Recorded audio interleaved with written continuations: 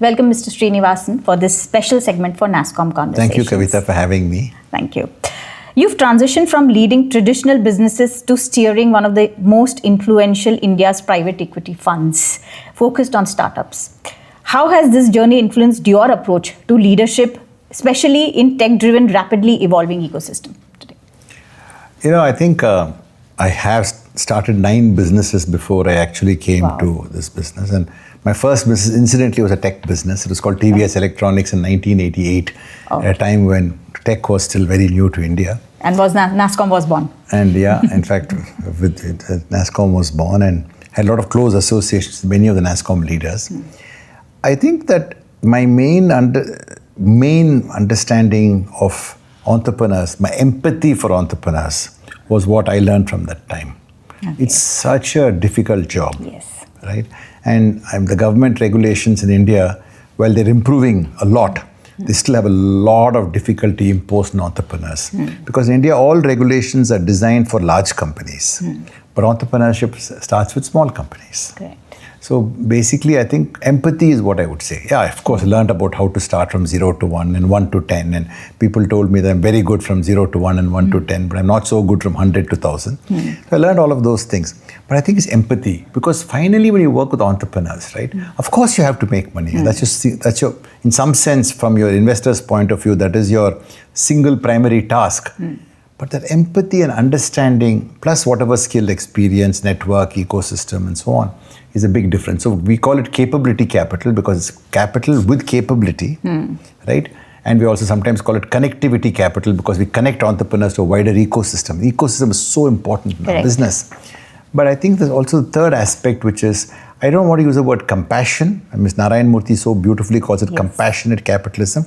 But I think that compassion is necessary because when they fail or they do something wrong, they disagree or they're angry or they do something which you think they shouldn't be doing, there are 2 ways of approaching it. Somebody approached me one day and said, I want to buy a company for 800 crores, which is much big, the size of his current company. And basically at that point in time, there are 2 ways of reacting. One is to say, oh, how can he come with something so irrational? And the other way is say, he wants to grow. He has an ambition to grow. So he's looking to grow. It's good. He has a big ambition. But let us then find what is a pragmatic solution for the problem. I think that comes from being an entrepreneur. You talked about 9 businesses. If I may ask a personal question, which one has been your favorite? I think I loved most of them, I would say. So I would say electronics was one of my favorites because I think it made a direct impact on what the country did. And I think the lending business was also very good. I think I liked that a lot. So those probably would stand out. So. Okay. You spoke about, startups and, helping them at various stages.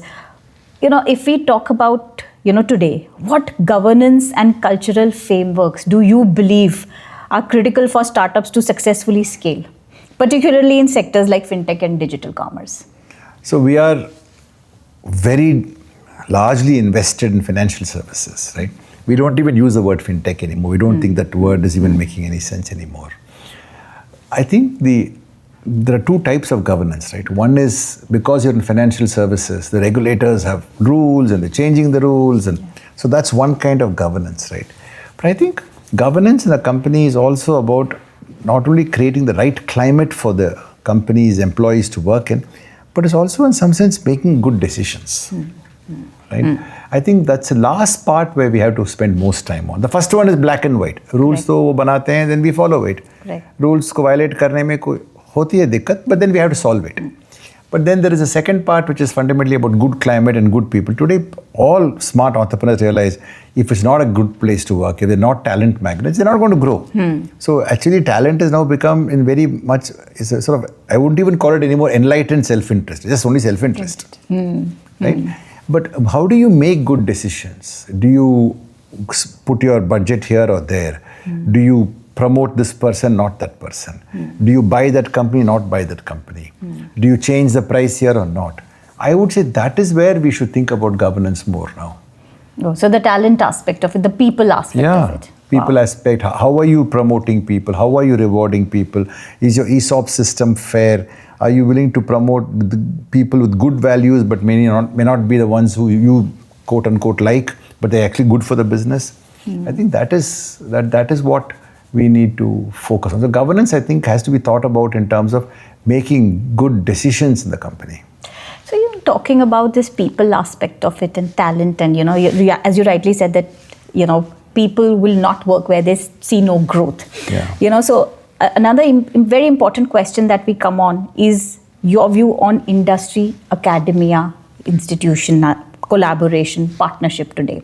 Because currently we understand that there is a gap that exists. Even finding right talent is getting difficult. So, how do you see, what is your view on this industry, academia collaboration in India? What do you think is missing in that segment? And if there are any learnings on how do you think that we can transform some of this? I mean, to call it a gap would be a very gross understatement. Chasm, maybe, canyon, big words I would use. I think, as we all know today, building great businesses like what the US has built, or maybe a little bit in Europe, I don't know, is only going to come if we build the infrastructure, the basic knowledge infrastructure that India needs. So starting with capacity of high-level engineering colleges, which is so tight today. Right. We see how people suffer with IIT admissions. Starting with basically the ability to give grants to institutions. Today, I think, grant is some 10,000-15,000 crores a year. I think China must be, some 40 times that or 30 times that. So we need to, and the government I know wants to do it, RDI fund, which they talked about, deep and so on. So I think grants are still very, very short in India. Our PhD production is still half of China. Even though 80%, 90% of our PhDs are STEM, I'm not sure that's really good, because in this world of the new ways of programming, you really need also non-STEM people in large quantities, right? So I think the next 5-10 years, India will have to do tremendous amount of building the plumbing, the foundational work. For example, RDI fund is brilliant, 50,000 crores or 20,000 crore, 50-year interest-free. But karna chahiye na. Now it's already July, August. By now they should have formed the board, started giving the grants, find clever ways of putting it. So I think the intention in India is very noble.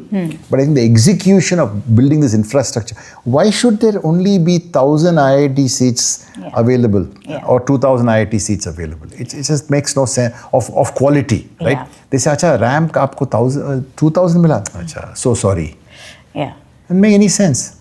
So I think we need capacity from education institutions. Today, for example, it's a great chance to bring back, if 40% of the PhDs in America, Chinese and Indians, it's a great chance to bring them back with a kind of chaos in America. It's not a problem for India. It's an opportunity for us to bring them back.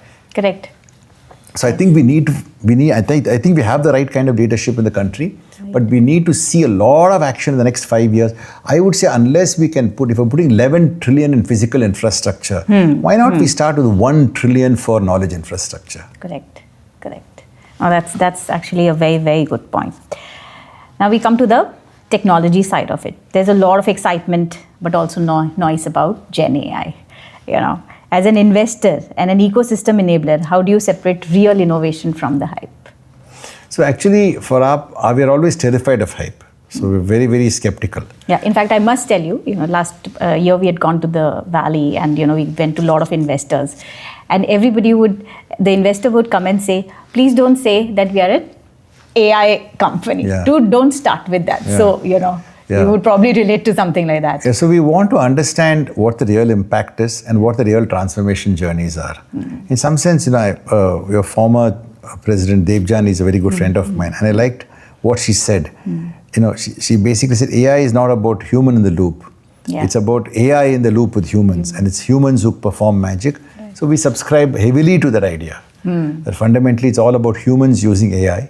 I'm in my own professional and business life, a sort of addicted consumer of every possible AI tool that I can find for myself, including for this interview, my team actually created a Notebook LM podcast with your questions and answers. Wow. And I listened to it. Wow. So but these are simple things, right? These are not complicated things. So fundamentally, we are still looking for the big ones. We know, it's like this. Everybody knows the tsunami is going to come to the shore. It's written. Sure. Now the question is, where will I be in that?